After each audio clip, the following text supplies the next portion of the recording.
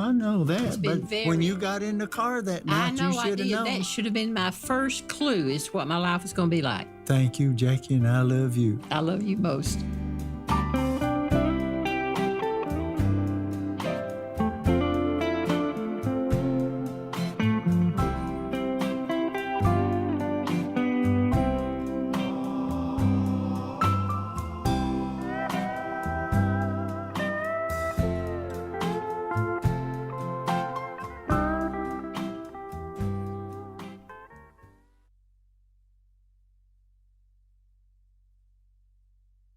We're local and entertaining.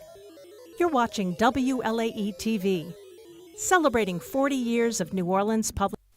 Inside New Orleans Sports with Eric Asher is underwritten by. At Villeries Florist, we deliver the magic of flowers 7 days a week to the North Shore and South Shore in the New Orleans area. Whether it's for birthday parties, baby celebrations, Villeries provides colorful floral displays for all. With a store full of fresh-cut flowers, exotic tropical flowers, orchids, roses, and even fruit baskets, our goal is to make your vision a reality. Villeries Florist, proudly serving Louisiana since 1969.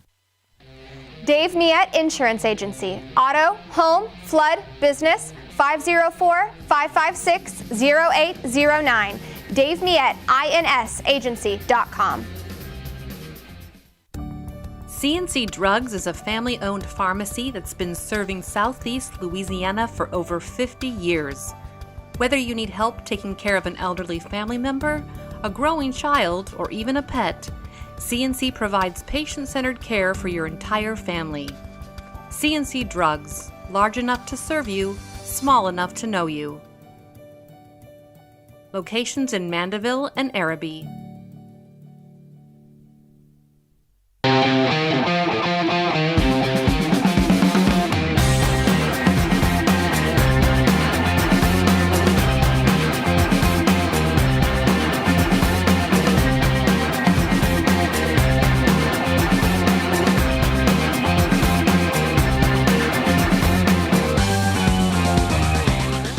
Good evening and welcome to another edition of Inside New Orleans Sports. I'm your host, Eric Asher. Over the next hour, we'll cover all the home teams, Saints, LSU, Tulane, and Pelicans. And boy, we have a lot to talk about. On the panel today, Jared Paul Joseph of WGNO-TV Sports and Brett Martel of the Associated Press. Guys, welcome to the show. Thanks so much for being with us. I don't know how we're going to get it all in an hour, but we're going to give it our best, no doubt about it. Jared, we'll start with you. Tell everybody about it, what's going on over at Channel 26. You guys do a great job covering high school football, the home of the SEC. So many great programming over Channel 26. If you're not watching, you're missing out. Tell us all about it. 1,000%. Of course, we have Friday Night Football. We're in the heart of football season. Only a couple of weeks left in the regular season. So every Friday, we show you all the best highlights from some of the best teams, all the best teams in the area, actually. Making sure we get the best sound bites also and telling all the stories of the kids out there fighting their hearts out to make sure that they can do their best for their teams. Saturdays, we have the SEC on ABC post-game show. If it's LSU in primetime, it's a 1 hour, just like it will be next week when LSU and Alabama face off primetime, 6:30 p.m. on ABC. We'll have a 1 hour post-game special. When LSU is not the primetime slot, it's 30 minutes, but regardless, we do have that. And then we have our weekly sports cast during the 6 and 10 o'clock shows. And we also, of course, have the WGNO Sports Zone, which you get into every week, making sure we give the best coverage as well. There you go. And, of course, Brett Martel with the historic Associated Press. Tell us all about it. Yep, since 1846, headquartered in New York City, and so covering this region, whatever major is going on, whether it's Saints, Pelicans, LSU, Tulane, everything we're going to talk about today. Right. Yeah, PGA when it's here, and probably the Live tournament too, and we've talked about that before. So, yeah, apnews.com on the web or the AP News app. It gives you news from all over the world. And of course, Brett has done recovery with after Katrina. He's covered politics. He may be covering more politics with the governor inserting himself into the LSU coaching search. So Brett covers it all. Guys, let's get started. We'll talk about the Saints here in the A block. Saints are 1-7 now after losing to the Tampa Bay Buccaneers 23-3. They got the Rams on Sunday in Los Angeles, but it's going to be a tough task. The big talker this week is, again, finally Kellen Moore going with Tyler Shuck over Spencer Rattler. I'll start with you, Jared. Your thoughts on the change. Was it time? I think it was time, and I think that because we saw over the last couple of games that Spencer Rattler had lost what made him at least a decent quarterback. His strength, of course, was taking care of the football. Against the Chicago Bears and against the Tampa Bay Buccaneers, 6 total turnovers. Opening drive of the game against the Bucs this past Sunday had a fumble on a run that would have been a first down and a good play for the Saints, but nonetheless leads to a turnover, and it kind of has just been snowballing since then. So I really do think it has been time. Is it really ideal for Tyler Shough to have his first game be against the Los Angeles Rams defense? Absolutely not. But I do think it has been time for a quarterback change, at least in some capacity, make sure that they do know that there's going to be some kind of a spark in the offense and that Kellen Moore is going to find a way to get there. Brett, your thoughts? Was it time, or do you think that maybe they should have held out till after the bye week? I think they needed to look at both quarterbacks for about a half a season each, okay, right? Because you need to know if either one of them is going to be your answer, especially when you have a 40th overall pick invested in Shough, who's about to get his chance. Rattler, I mean, he shows intermittently, he shows promise. And so you needed to look at him too, and he's obviously a draft pick. Although, what was it, 5th round? Yeah, and so it made sense because Rattler had the full off season after starting 6 games the previous year. He was able to work with the veterans. The veterans knew him; they were comfortable with him. It made sense to go with him first. He probably performed a little bit better during the training camp and in the preseason, but you knew eventually you were going to have to look at Shough, and I think that's why. And I think pretty much everybody in the organization and Shough's agent knew this, because that's why Shough's agent said he was on board. Yeah, he was on board with from the beginning, right? Because I think he understood that Shough would get his chance later on. But they had to. I think in order to maintain the confidence of veteran players, you have to go with the guy who does better in training camp, and the older guy, the guy that they know better, and then once. Veterans can't argue with the quarterback change when you're 1-7, right? That's not how you're going to lose the locker room. Right. There's a whole bunch of other ways they might lose the locker room, right? But at this point, it's the right time for Shough to be in there. Critique Rattler for me, Brett. Is he an NFL starter down the line, or is he an NFL backup? I will tell you, my opinion is I think he's a quality. He could be a quality NFL backup. Your thoughts? I think he can at least be a quality NFL backup, but I don't want to set a ceiling on him yet, just because unfortunately I'm old enough to remember quarterbacks like Drew Brees who didn't start as a rookie, got benched 3 times in his second season because he kept throwing interceptions, and Marty Schottenheimer benched him like 3 times, and he's probably going to be a first ballot Hall of Famer. Okay. Well, Rattler is in his second year, and he's not playing for a good team. Right.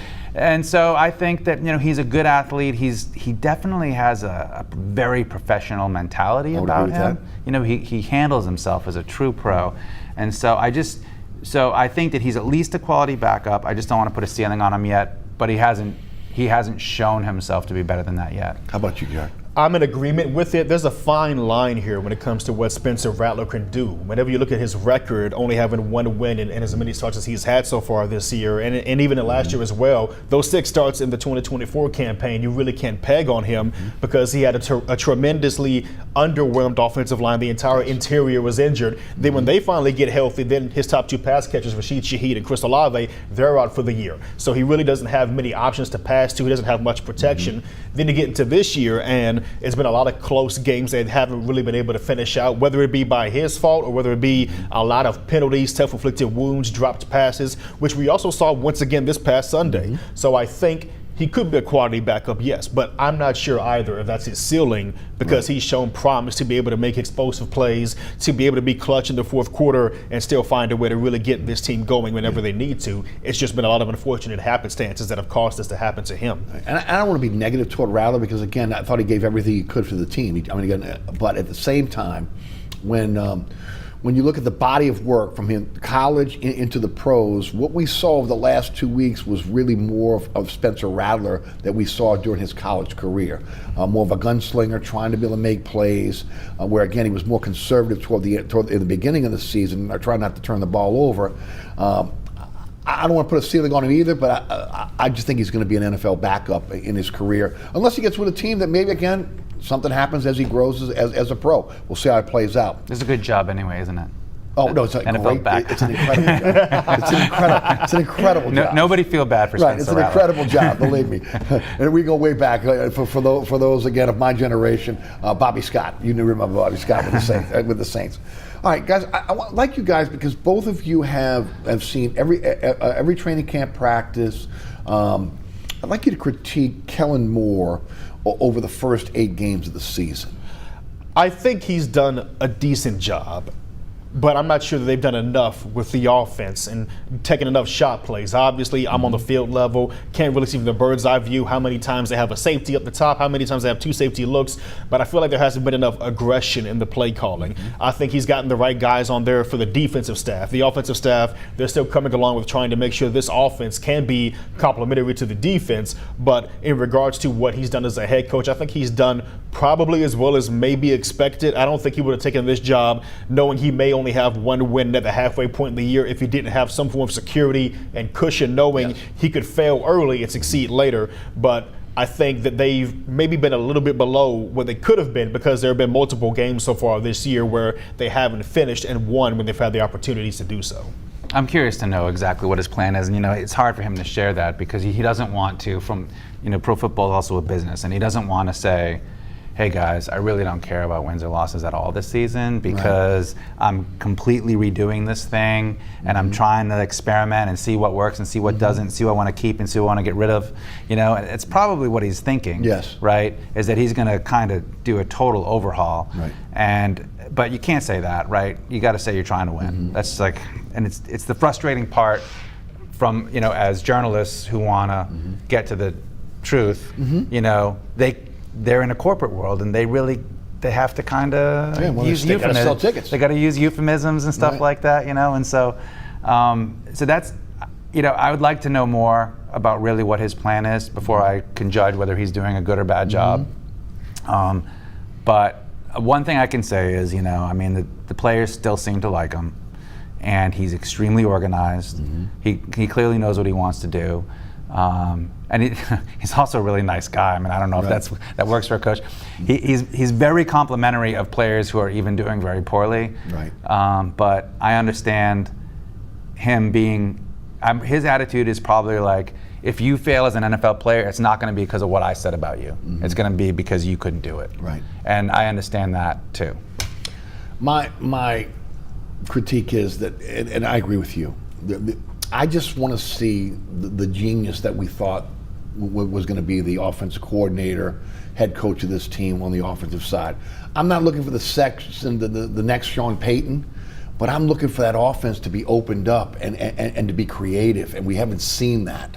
And again, maybe that's a byproduct of the players that are on the roster, but at the same time, I would think by now we would see more of that creativity. But we also know that they knew this wide receiving core was a bit limited. Your top 3 pass catchers are all 6 feet, and they're speedsters, but they're not very physical. And so when you look at it and you understand, they understand it. Why? Because of some of the transactions they did during the last week of the preseason. They go and they get WLAE from the Denver Broncos. Right before the regular season starts, they go and get Jalen Polk from the New England Patriots, who's already out for the year on injured reserve, but getting another guy, a different type of wide receiver, because they know having those 3 guys out there, Chris Olave, Rashid Shaheed, and Brandon Cooks, it can only get you so far having the same type of receiver at the X, the Y, and the Z. And so I think when you look at it, they know that this offense needs even more, but there's a reason that creativity started to show a little bit more when Taysom Hill got healthy, was because some of the game planning obviously went into what they could do with number 7, the ultimate Swiss Army knife we've seen in this generation. Now, Brett, y'all saw a little creativity in training camp, right? Y'all saw a little creativity with the offense.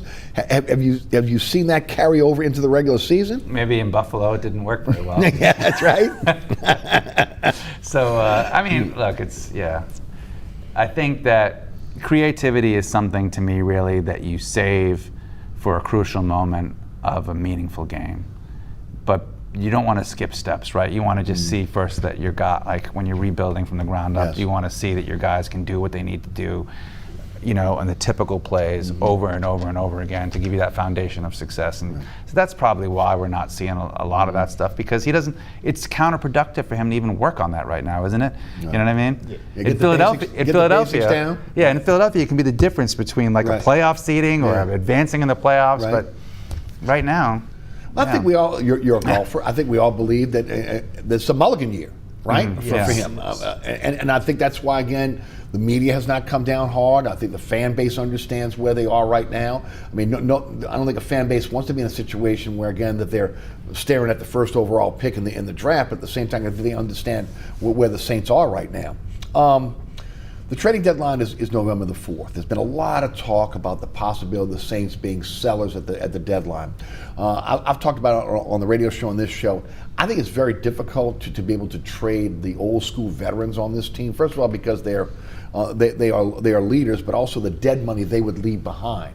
But there are young players on this roster that, again, the dead money is not something that they cannot take in. Olave, Shaheed, Werner.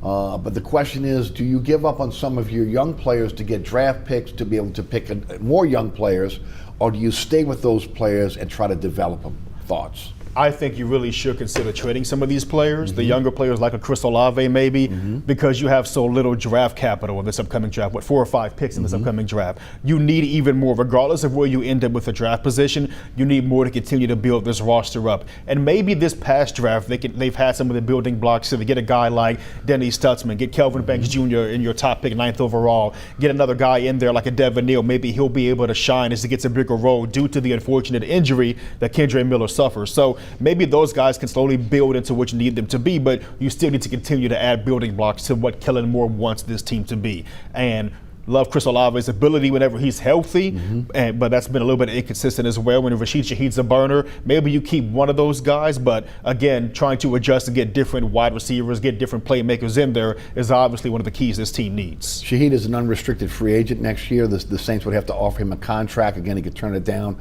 or move on. Also, again, when you talk about Olave, he is again under contract next year with his 5th-year option picked up $15 million, which is about what a number 2 receiver gets in the NFL. He obviously thinks he's a number 1 receiver, and Werner's his dead money is minimal as well. Your thoughts?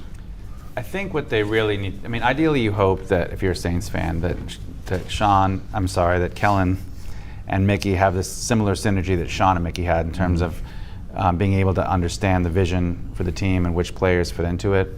And so if that's the thing, is that, you know, we would need to know if any of these guys we're talking about fit into Kellen and Mickey's mutual, you know, vision financially and on the field.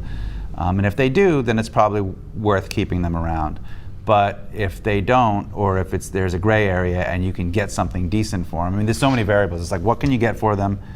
And is what you're going to get for them, does that fit the vision you have for that position better than the guy you have now? Yeah. And again, a lot of that stuff, like, they won't share that with us because they want to keep it close to the vest for the trade deadline. But yeah, those are all options. Kamara's $28.3 million in dead money. Also, Demario Davis, $21 million in dead money. Cam Jordan, $18.7 million in dead money. Taysom would be $9.8 million in dead money. Now, Werner's $2.8 million in dead money. There's been talk about Granderson. Again, you don't get rid of players that are working out for you. $24.9 million in dead money.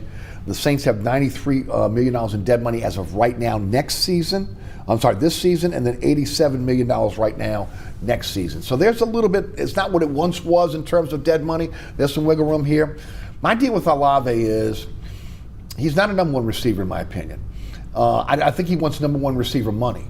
So even if you tender him, as you did, the $15 million of 5th-year option, you're still in a situation where you have to give him a long-term deal. So, and he's also a guy that is 1 concussion away from maybe his career ending.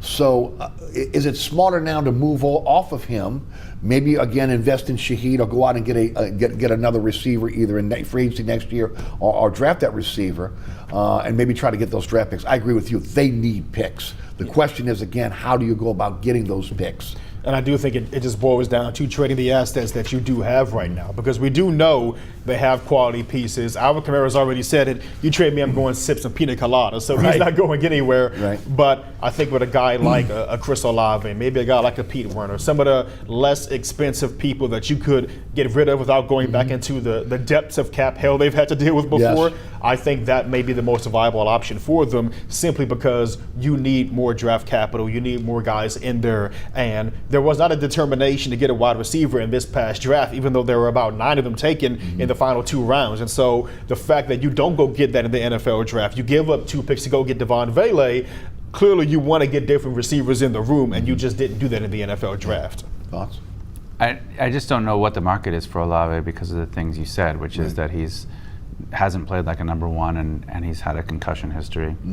And so that's the thing, is that the Saints, I mean, it would make sense, you know, any of these players that are from before Kellen got here that have trade value, it would make sense to look at dealing them so that Kellen can get all of his guys in, you know, those positions, but we just don't, not if the market's not good. Right, and I would agree. I'm not advocating giving him away at this point. You have to get something.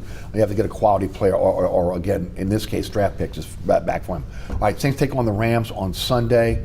They have one of the best defenses in the NFL. They rush the passer like, again, no one else in the NFL. Thoughts on the game? I think it'll be a very tough matchup for a rookie quarterback stepping in, facing one of the best defenses in the NFL and one of the best scoring defenses, of course, that give up less than 17 points per game. Facing off against the Rams, I mean, they're the only team who's beaten the Indianapolis Colts this year. And that was a little bit due to the Colts' self-inflicted wounds, but also just from the fact that the Rams are that good. They're that talented. So now you're going to have to go up against that kind of a defense and then simultaneously have your defense be pressured to contain an offense which has Matthew Stafford at quarterback, Devontae Adams and Puka Nacua in the passing game. I think it'll be a very tough matchup for him. It's a trap game for the Rams. It is. I saw the Saints lose a trap game to the Rams in 2007, week 9 maybe. Yeah. So, and the Rams are winless in that game. Remember? And Haslett was the defensive coordinator. That's right. Yeah. So, I don't know. That's you know, if the Rams come out and play, you know, in that trap game style, and the Saints play well and have some juice with the change at quarterback, then maybe it's competitive, but it's probably not. Saints beat the Rams. Tyler Shuck will be. They'll say Tyler Shuck's the next Drew Brees. They'll have a second line, I promise you. No doubt about that. It's going to be a tough one, no doubt. But again, look. Really, till you get to the last part of the season where there's really winnable games on the schedule, it's going to be a tough sledding from this point forward. But there are winnable. That's the one thing. If you look at the end of the season, they're winnable games there. Now, at that point, do you really want to be winning games? Because you're staring at the first overall pick. We'll see how it plays out. Obviously, again, Kellen Moore is winning as many games as he can. But again, for the future of the organization. This is a year where, again, it's a mulligan, right? You're looking at draft picks, where you're in terms of the draft order. All right, we will take an early break here today. I know you're Saints fans. You're going, wait, you're finished? Yes, we are. We have so much to talk about. Brett Martel, the Associated Press, Jared Paul Joseph, WGNO-TV Sports are our guest. I'm Eric Asher. You're watching Inside New Orleans Sports. Stay tuned.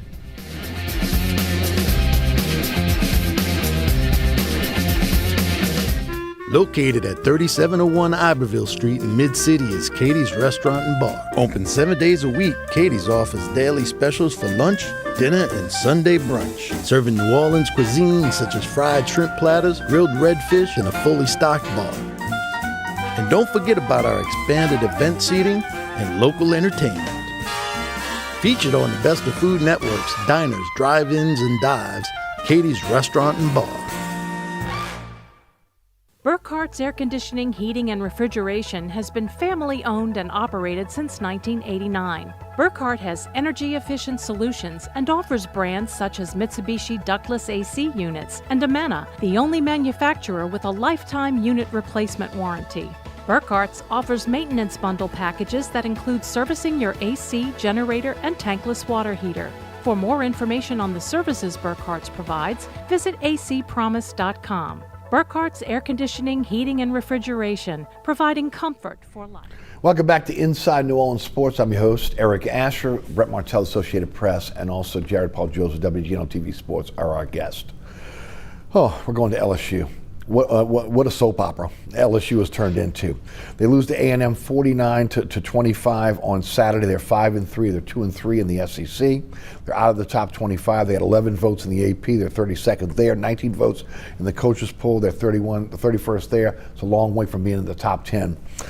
Embarrassing loss against A&M. The takeover of Tiger Stadium. I will start there because Jared was there. Jared, describe to the audience what you saw. I saw something I had never seen before because Everybody knows, no matter if it's a good thing or a bad thing, when it's a blowout, Tiger Stadium usually empties out. But I've never in my life, and maybe y'all can correct me if I've ever seen it, but I've never in my life seen the student section empty out and the opposing student section take over. And so we always saw the conversations following of why they didn't have Brian Kelly out there. A couple of players had to be brought back out from the locker room, but they were essentially going to be doing the alma mater in front of Aggies fans because Aggie fans took over LSU's student section. Whenever Michael Van Buren went in there and scored that touchdown to end the game and finally give LSU its first 25-point performance against a Power 4 school this season, that was in front of Aggies fans right there in the student section because everybody else had left. And so that for me was the most unacceptable thing, is seeing how everybody left, which allows Aggie fans to take over literally in your turf and turn Tiger Stadium into Kyle Field. Yeah. Well, I think, I've covered a bunch of A&M games there, and I was down on the field before the game and went over to the Aggie side. I always like to go by the visitors' side and just check it out. Right. And also A&M is just interesting with their yell leaders and their military style band and all that stuff. Like, you don't see that all the time. Sure. So, and I could feel the energy over there that this is a special season for them. When I was driving to the game, I kept getting caught behind Texas license plates who didn't know where they were going. You know what I mean? I'm like, they're gonna have people. Like there were Texas license plates everywhere, and it's like outside of Houston, so it's very drivable for them anyway. Sure. And it was loud when they did well, and then when they took over in the beginning of the third quarter, basically that was about as bad as the first 6 minutes of a third quarter as LSU could have had. I mean, we forget they had the lead in that game at halftime, right? And got blown out. The game it reminded me of the most was Dak Prescott and Mississippi State coming in there and winning. And although LSU came back at the end and got within like a touchdown, it was really fluky. Mississippi State was destroying them, and then LSU got like 2 late touchdowns to get within a touchdown. And then, if I'm remembering this right, I mean, I've covered so many games there. But that's what it reminded me of, is going way back to when Dak played for State. Well, that led to the firing of Brian Kelly on Sunday. There's been multiple reports. There was an argument between Woodward and Kelly that Woodward wanted to have Joe Sloan fired. Kelly countered with again wanting to give up the offensive line coach Brad Davis. I guess the argument ensued, and it ended up with Brian Kelly losing his job and a $54 million buyout. We're finding out more that what has happened behind the scenes, that the governor of the state of Louisiana, Governor Landry, has been intimately involved in this now. He appoints the board of supervisors. They serve at his behest, so that's a tremendous amount of power on his side. He's been on national TV. He's been talking about the situation. First of all, let's talk about the firing, and then I want to get into the political aspect of this, because again, how this really hurts the coaching search going forward. And now we're getting reports that Governor Landry is insisting that Scott Woodward, the athletic director, should be fired. This is a true soap opera. Brian Kelly being fired, your thoughts? It was bound to happen. It was bound to happen because entering this season, Brian Kelly said this was the all-in year. This was the championship year. Even going back to the 2024 regular season finale against Oklahoma, Brian Kelly said, we're taking notes, we're keeping receipts, see you at the national championship. And now the only way we're going to see Brian Kelly and company over there is if they buy tickets, because this has been they put out their championship expectations, and it has led to an utter failure on that part, because you invested, by your own admission, no one prompted you to, but you admit, $18 million into the top-ranked transfer portal class. You guys go out there, you finally get your first season opening win in 5 years, but come to find out that's not really worth much, because Clemson's off to one of its worst starts in program history, or even since the 80s, whenever they were going on their bad losing streak to start the season. And the way that this team has been, you knew it was going to implode at some point, because the defense was carrying a very underwhelming offense, and it was going to collapse, and it finally did against A&M. We saw the trend all season when you faced a short, shifty quarterback, Diego Pavia, Trinidad Chambliss. You knew Marcel Reed of the same build was going to come in there and give them problems, and he's the best passer of that trio. Went out there, 12 of 21 passing, 202 passing yards, about 108 yards on the ground, 310 total yards, and just decimated LSU. And when everything happens like that, you know that's going to put the nail in the coffin. Yeah, last I checked, I think it's still the case, LSU has 0 wins this season over a power conference team with a winning record. Is that right? It's in Florida, South Carolina, and Clemson, I believe. Yes. All are losing or 500 records still. And so even though they're 5-3, I mean, it's not really a good 5-3. And yeah, I mean, the 3 decent teams they've played in the SEC, they've lost. You know, Texas A&M is more than decent. I think they're really a contender now. Yeah. You know, but because they've done things they haven't done in decades, honestly. I mean, for their program. But yeah, all along I thought the thing is, you know, Scott hired him, so he's the athletic director's guy, and he's only 4 years into a 10-year, $100 million deal that doesn't have a favorable buyout. I thought that what they would do is kind of what we've seen in the past, where you're going to have to redo the staff, but they weren't going to get rid of him because in his 30 years he does have a pretty solid resume over 30 years, and so you want to believe that he knows what he's doing, but that this is a different environment, different school, different conference, that he hasn't figured it out yet as fast as you had hoped. You really do hope by year 4 at that contract that he's on the precipice of winning multiple national titles, and he clearly wasn't. And with the boosters, helping him get as many free agents as he got through the transfer portal this year to start, and him saying what he said, you got to admire his confidence. But when you set the bar that high and then you can't clear it, you're in trouble. I just didn't know if they were going to really come up. I mean, what about, when we go to the politics, just what kind of commentary on society is it when you look at a state like Louisiana with the economic indicators that we have, just generally, that somehow it's like, schools, roads, whatever, we don't have any money, right? But then, but when we need to pay someone $54 million not to coach, then we'll find it.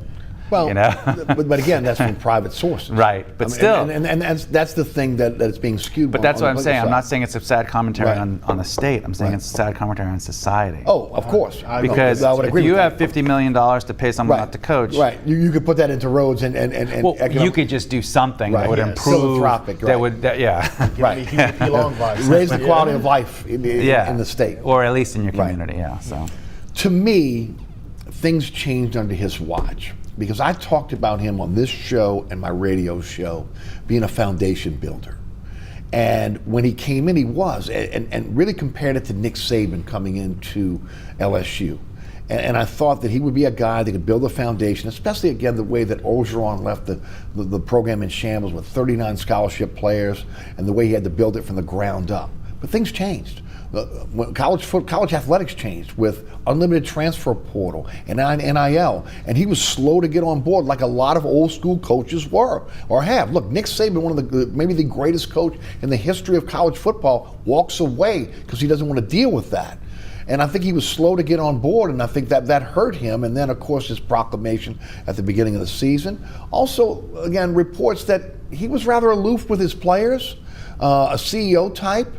Not spending enough time in the off season taking care of his program, playing golf, not focused on the program. All of that doesn't matter when you're winning, but when you're losing, that becomes an issue with not just the fan base, but those within the organization. I think the biggest thing here is that 4-year window, and that's the comparison he's had, is Nick Saban, first 4 years, gets a championship. Les Miles, first 4 years, gets in his 3rd year, championship. Ed Orgeron, first 4 years, gets a championship. And it may already be known, but he missed his championship window in 2023 when he had Jaden Daniels, Malik Neighbors, and Brian Thomas Jr., and yet you have one of the worst, in fact, the worst defense in program history. There's no reason you should have lost that game at Oxford that essentially sealed your season, because Jaden Daniels led you to a 49-point outing, but your defense gives up 700 yards of offense and you lose that game. That's how bad of a situation it was. And it was from his own volition because he had Matt House on staff. He didn't maintain a guy like Blake Baker. He didn't maintain a guy like Corey Raymond, and they had to go and redo that. Now that you finally have the defense in there, then you have a very putrid offense. And one of the biggest signs of a head coach not having success is when his specialty fails. Brian Kelly's specialty, offensive line, and the biggest issue with this entire offensive line, or the entire offense, is the offensive line failing to protect Nussmeier or create run blocking lanes. Even when he had guys that are in the pros now that were top draft picks, he couldn't put an offensive line together. And you're right, because that's one of the things I talked about when he was hired. We never have to worry about an offensive line or tight end again, because one thing he's done in his career was he's built great offensive lines, and he's put a lot of tight ends in the pros. Yeah, I mean, I think that Jared made a perfect point, is that when his specialty is, that was very surprising. I mean, some of it I just attributed to, well, maybe it was just bad luck with turnover and what they were able to get in the transfer portal and so forth, and maybe even injuries too.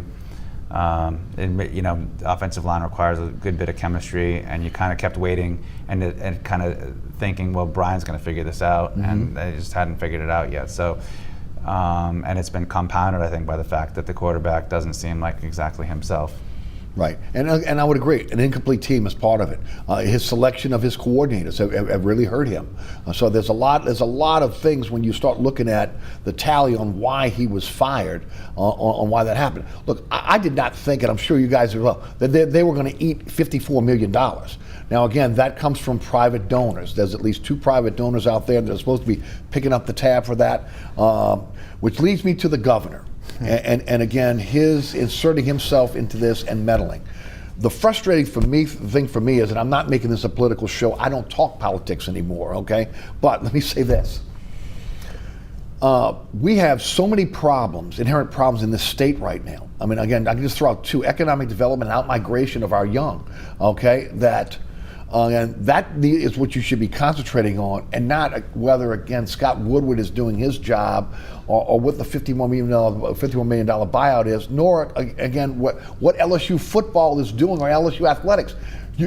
I understand that, again, he appoints the board of supervisors, and that makes him very powerful as far as, again, the future LSU. There's a void right now and a vacuum right now in terms of not having a president, which, again, is part of this as well, where he can insert himself.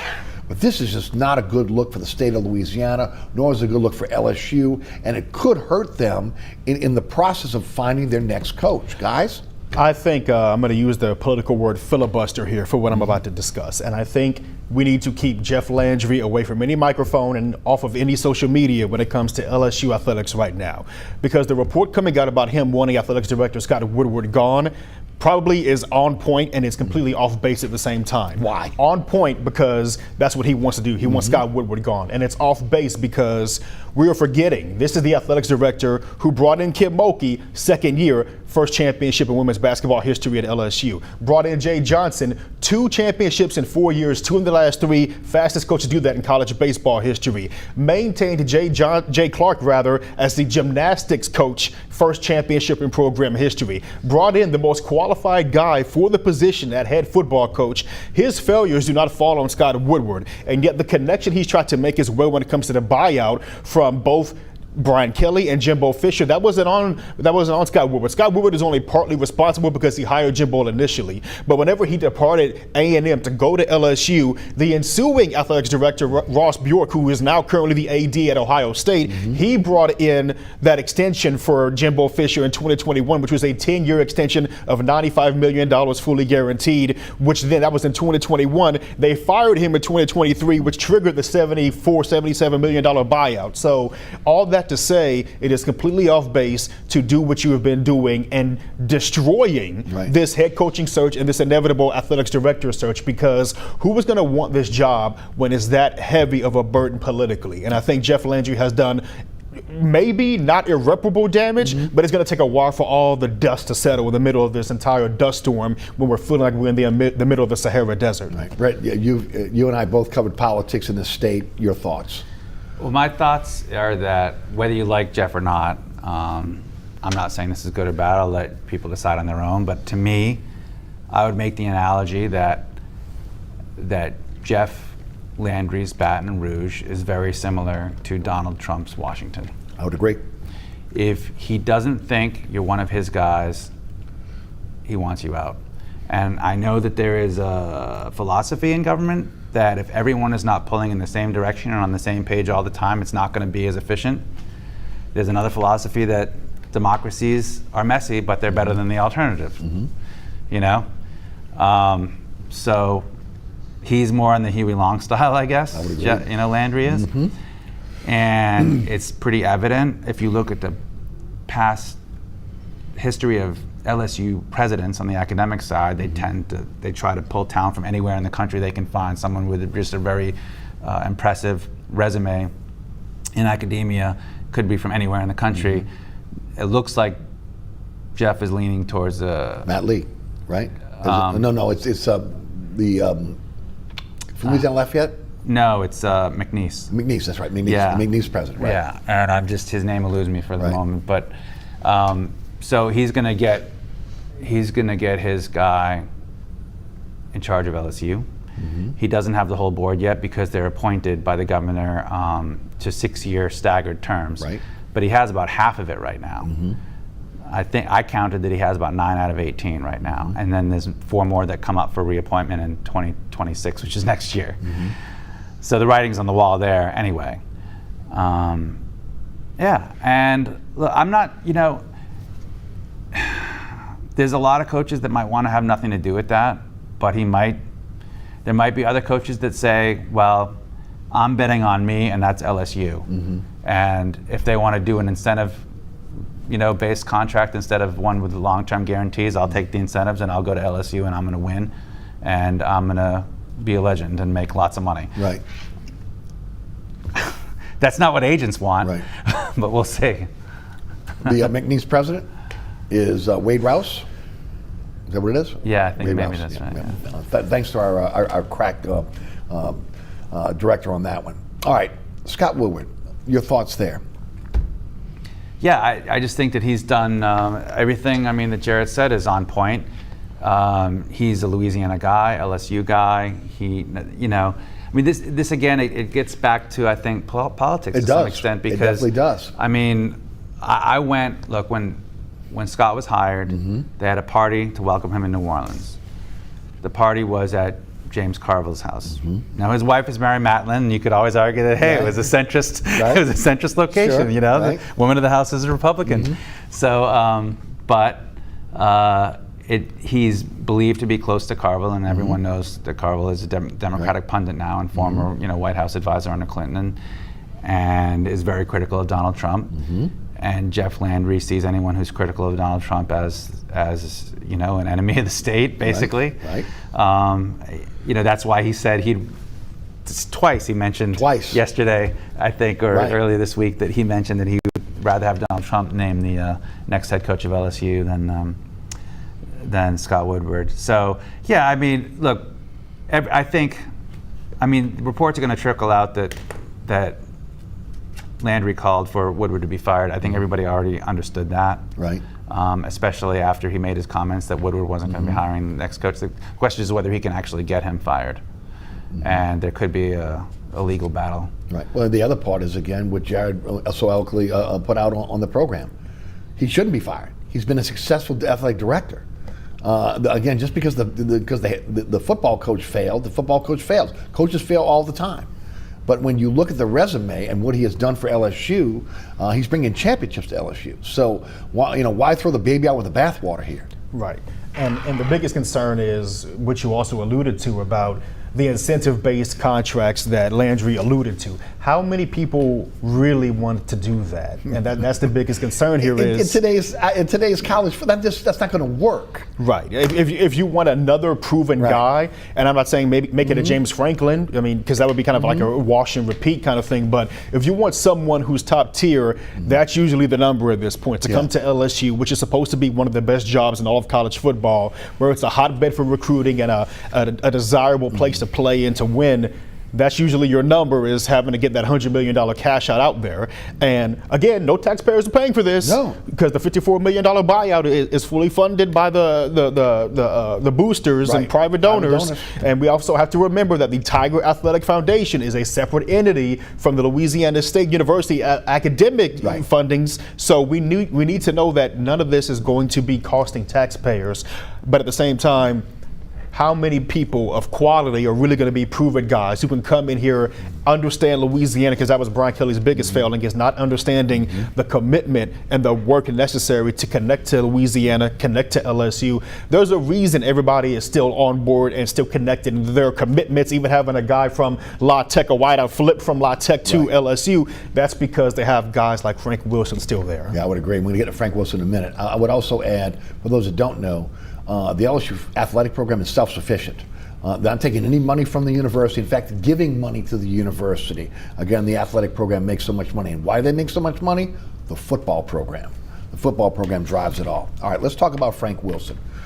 I'm sure you guys were at the press conference. I was not. I watched it, and you know now why Frank Wilson was chosen. First of all, he is a leader of men, and the second of all, he is a guy with head coaching experience. But also, he recruited these guys. He has been intimately involved with these players.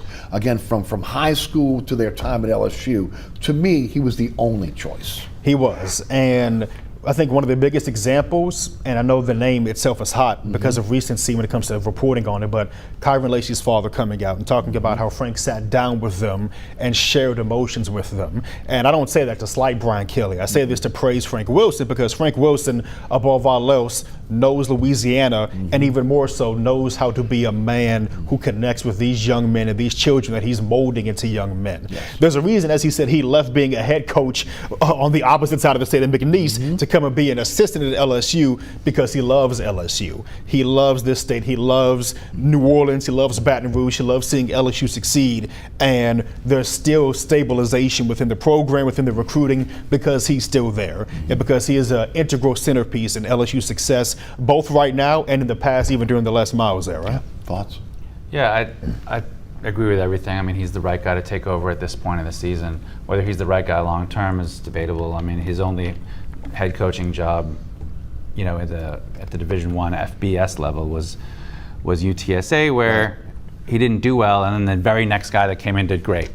So it makes you wonder. But again, possibly with his players too, because he's a great recruiter. Yeah, right. So there's a fit issue there. That's the thing, is that you want to make sure that, you know, your personnel in a program like LSU is all doing what they do best, and clearly what he does best is relate to players and families, recruiting. Agreed. You know, I don't know if he has the mind or the acumen for the CEO stuff that Kelly was good at. The problem with Kelly is that he was too much of a CEO and not enough of a people person, you know, which sometimes you have to be in certain places. Maybe it worked at Notre Dame, maybe didn't work here as well.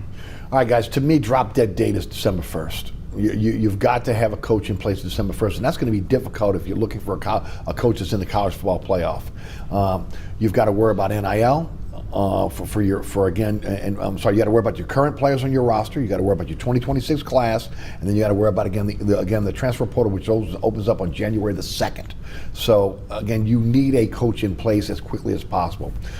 I do want to ask before we move on to Tulane, just give me your top 3 coaches that you think will be in LSU's bullpen for the next head coach. I'm going to go with, you said Tulane, I'm going to go with John Sumrall being one of those guys, because he's already been a person who's drawn power for interest, and he's won everywhere he's gone so far. That's only been 2 stops, obviously, Troy and here Uptown, and this isn't to upset the Olive and Blue faithful, but it's a fact of the matter that he is a great football coach. He's a people person as well. He's a clear-cut, straight shooter, and he knows Louisiana. He has pride in Louisiana, so that's one guy. Is he your number 1? He's my number 1. He's my number 1 as well. Go ahead. And of course, there's obviously the Lane Kiffin aspect there. Maybe they want to bring him back. He's always been that little bit of an ire there. They didn't want to get him last time because they wanted somebody who had, I think, a cleaner resume than he did historically with off the field things as well. But you know, Lane Kiffin should also be in there. And I'll throw a random guy in there like a Kurt Signetti if you want. Just if we're going to put any names in there at that point, but that's my top 2. Okay. I could also see. I agree with all the names that Jared said, and then maybe Dan Lanning. From Oregon. It might be tough to pull him from Oregon, but he's like 39 years old, and he's doing really well there. It might be, you know, he could be a long-time coach of the future for LSU, at least potentially, if they can lure him away. You know, the key is how happy he is there and how much money Nike would come up with to counter, right? Which then they can probably come up with unlimited counter if they want to. So, for me, it's Sumrall. I just don't think Lane Kiffin's come to LSU, and I would say that Drinkowitz would have to be in the mix as well. Yeah. I do like Lanning, but I think that it's going to be tough with Nike money to get him away from Oregon. But doesn't Lanning have some SEC background? He does. He's from the South. Yeah. I will say this. I know Tulane fans don't want to hear it, but again, to me, the candidate that should be going after is John Sumrall. Yes. Because if they don't, he's going to end up with another SEC school, and they're going to be competing against him. So we'll see again how that works But if you're out. Summerall, do you want to go into the political situation at LSU or stay at Tulane and wait for some better option? Well, well, right now, with what's going on, you may just say, I'm going to back out. But again, if he has offered an opportunity to go to LSU, I think it would be very hard for him to turn down a program with that type of prestige. I think maybe, but it also would depend on the contract as well. Right. You may not have to give him. You can't lowball him. You can't lowball him. Right. You don't have to give him 10 years, $100 million. You can make it like a 5-year deal, $6 to $7 million a year. But then you have to give him that money eventually. Yeah, but right. all that to say, Summerall is a no-nonsense guy, and he'd be walking into nonsense right now. Yeah, there's no doubt about that, And especially then with the governor. if it's metrics and incentive based, Right. that's the other thing is he might, Yeah. you know. Why would he? If Arkansas is going to give you the money up front, I mean, let me say, that's a fairy tale on the part of the governor who has no idea, again, what's going on in college athletics. Okay, that's something that has, again, he needs to stick to what's going on in running the state and not running LSU. With that said, let's move on to Tulane. Huge game for Tulane tonight. Texas San Antonio. Again, for those of them that want to find them on the ticket, 5:30 pregame, 6:30 again kickoff.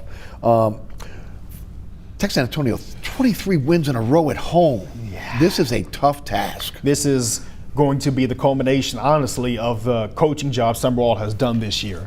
Because he's had a lot of chaotic wins. They cannot be chaotic in this matchup. They have to be able to go out there, be clean cut, find a way to execute and be able to score and not avoid more fourth quarter drama, because you're going into territory where, again, 23 straight conference opponents have gone there and have lost, even going back to the Road Runners days in the Conference USA. So you need to go in there and play your best ball. Whenever your best is needed, that's what you need to do here. This will be like the gut punch they had last season when things started to fall off. This will be his chance to elevate them and show that despite the fact we have 60 new players, we've gotten this team in a position to be very successful. Tulane is again is not in the AP or college poll yet, but they did get 59 votes last week, 27th in the AP, 45 votes in the coaches poll. They're 29th there. Your thoughts on tonight's game? Yeah, it's just that so they were clearly better than East Carolina, and they almost fell apart and lost that game at home. After which the message to them was, if you do that again, you can't do that again. Next game has to be better. And then they did it again. And then it was miraculous how they pulled that out against Army. Yeah. You know, I mean, you had a fourth down where if he doesn't figure that out, you know, and that was a broken play. Right. Yes. You know, and they somehow got a touchdown on 4th and was it 7 or something like that, and then ended up winning. But you know, that's what worries you. I think that's what worries John Summerall is he's like, I told you guys this would happen, and it happened again, because they were clearly the better team in both games. Agreed. Yes. So maybe they got the message this time and they had an off week to work on it. Kind of an off week because they're playing on Thursday. Sure. But that's the biggest issue with the schedule too, though, is they've never had 2 full weeks to just recover from anything, because both open dates follow to a Thursday football game. So. But I agree, it's a pivotal game. It really everybody around here who likes college football should be watching that game. Yes. Right, there's no doubt about it. And look, let me tell you something. Someone's done a great job. I mean, one of the reasons why he's in demand is when you turn your roster over twice in 2 years and you're still in contention for your conference championship, that tells you all you need to know about, again, how great of a coach this guy is. And again, if he's not going to LSU, he's going to be at a Power 4 school. And for Tulane fans out there, that's not a bad thing, because again, your program is now on solid footing, and the next great coach, next great young coach is going to look at Tulane as an opportunity to be able to use that to catapult themselves to, again, the next Power 4 job, which means you're winning. Yes, you're winning. You've got a hotbed going for you right now. The Willie Fritz to Summerall transition has been seamless, mostly because you did get a quality coach. So you need to get somebody else to go in there and also be able to have that same standard, same demand, same excellence. But you're in a good situation here. And I think Tulane fans know, no matter what happens, if it's LSU or not, he's bound for the Power 4. And I will say this, Summerall, if Summerall does leave, again, Tulane needs to look in the mirror as well, because that practice facility, the fabric's still on the ground, okay? Yeah. A lot of promises made, not promises kept, so we'll leave it there. Got to talk about the Pels here. Willie Green's got to be on some kind of hot seat right now. They have lost the last 2 games by a combined 56 points. He calls his team out. They said they got punked the other night against the Celtics. They come back out again last night against the Nuggets, get beat 122-88. And again, it just seems like even though there's 9 new players on this team, that it's the same scenario we've seen over and over again. They're just not responding. They're not. And how many times are we going to hear the same thing of, we got to have more fight, we got to have more poise, we got punched in the mouth and we didn't do enough. This is some of the same narrative we've heard over the last couple of years. And last year could be a mulligan. We've used that word earlier in the show. Sure. It could be a mulligan because of the mountain of injuries they had to battle through. But you're coming out and you're having still some of the same issues. You're struggling in the third quarter. You're getting dominated by the opponent.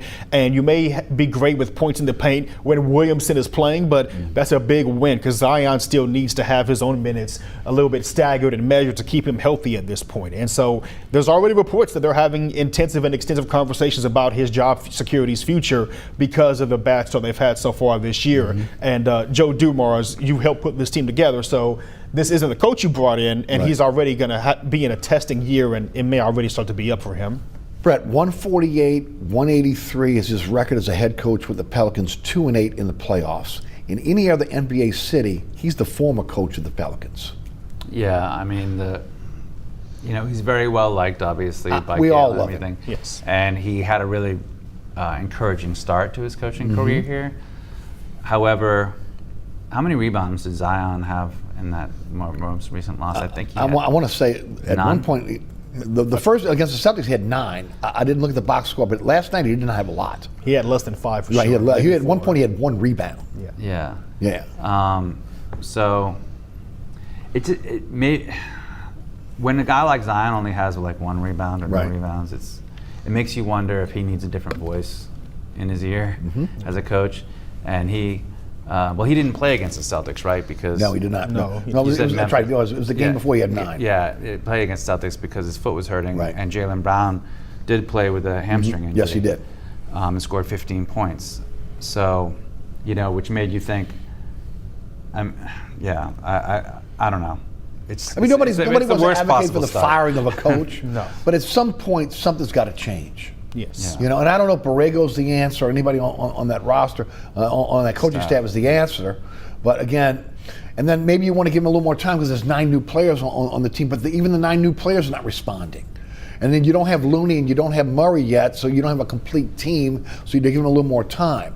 Again, 3-4 games into the season, it's hard to fire a coach, but again, he could walk away from this road trip coming back to New Orleans at 0-6. Yeah. I mean, the Lakers fired Mike Brown in that kind of a same instance. They fired him pretty quickly during his first year there, too. So it's not impossible for a coach less than 10 games into a season to see his job taken from him. Well, Joe has made Zion the face of the franchise, so Joe and Zion need to talk again, and they need to have a forthright conversation about is Willie the problem for you? Like, what's the problem? Because you can't replace Zion. Right. No, you can't. And look, Trey Murphy has disappeared. Yes. He needs to be the number 2 guy on this team, and he has totally disappeared in terms of, again, now he is rebounding for this team and trying to play defense, but they need him to score, and he is not scoring for this team as well, which is one of the reasons why, again, they're losing. That's the biggest issue, too, is because he's supposed to be your most versatile scorer. Yes. We don't need Zion to be a three-point guy. No. Zion can be great attacking the paint and being a point forward at many times, but what we need you to do, Trey Murphy, is to be who you are, a 6'9", 6'10" guy who can spread the floor with shooting and can also attack the paint,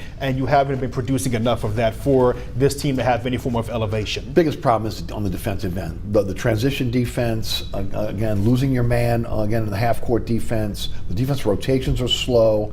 Again, they're soft in the middle in a lot of cases, not being able to board. Now, maybe that's better. Now, when you bring back Looney, maybe you're going to rebound better. But the problem is that it seems like the message is not getting to this team. And you're 6 games, you're almost, you're 4 games in now. Yeah, it's just a tough situation all around. I mean, maybe they can bring Stan Van Gundy back. Well, I mean, he's available. But no, Zion had his best season under him, I think, don't you? No, he did. But again, but at the same time, again, remember, Borrego's been mentioned for a lot of head coaching jobs. They got him on the bench and probably got him on the bench now in case something would happen. But again, that's Willie's staff, so it is what it is.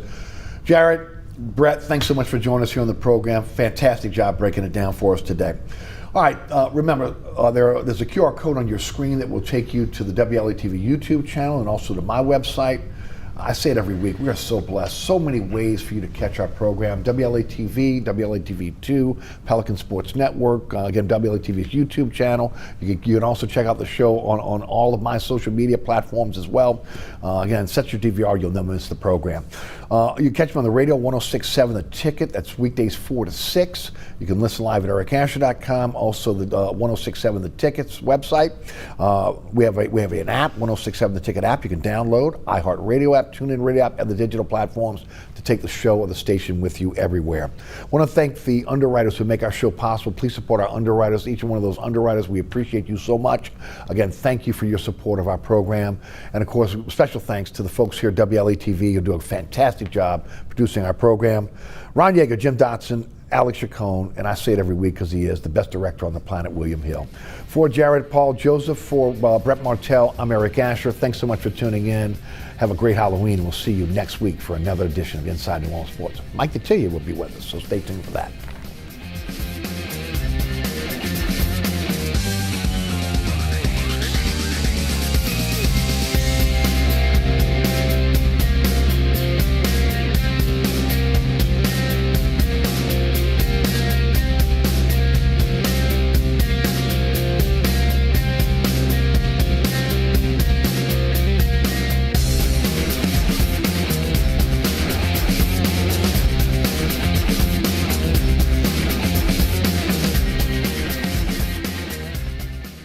I'm retired and worried about the cost of food, medicine, and rent. Thankfully, benefitscheckup.org connected me to an extra $1,000 a month to help me afford daily expenses. Best of all, it's free. Visit benefitscheckup.org today. We're local and educational. You're watching WLAE-TV, celebrating 40 years of New Orleans public television.